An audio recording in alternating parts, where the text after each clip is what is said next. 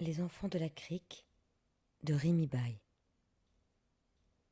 La douane n'était pas un poste frontière comme les autres. C'était le premier cabanon par lequel on arrivait à la crique.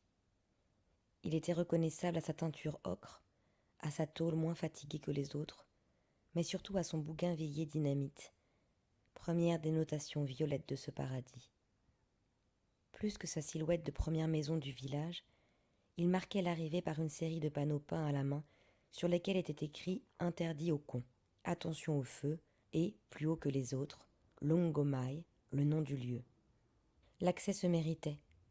Il fallait emprunter depuis la ville un long chemin de terre battue creusé au milieu de la roche, dont la végétation, semblable à une petite forêt qui se terminait en pinède, offrait à la venue une odeur de vacances et parfois un peu d'ombre, ce qui ne gâtait rien.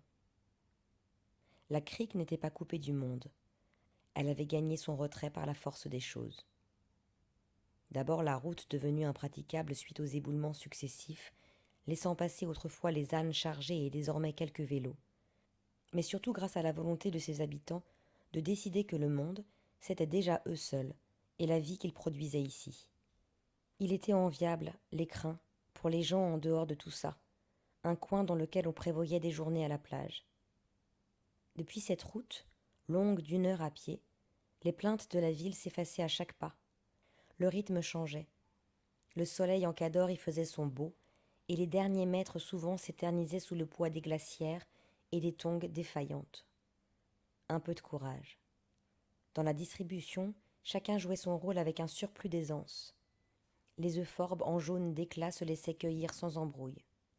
Les scarabées ne traversaient pas sur les clous. Ils ne volaient pas en murmure, les gabions. Cela gueulait la voie à suivre. Personne ne pouvait dire si cet endroit était un lieu-dit, un hameau ou une commune rattachée à la ville.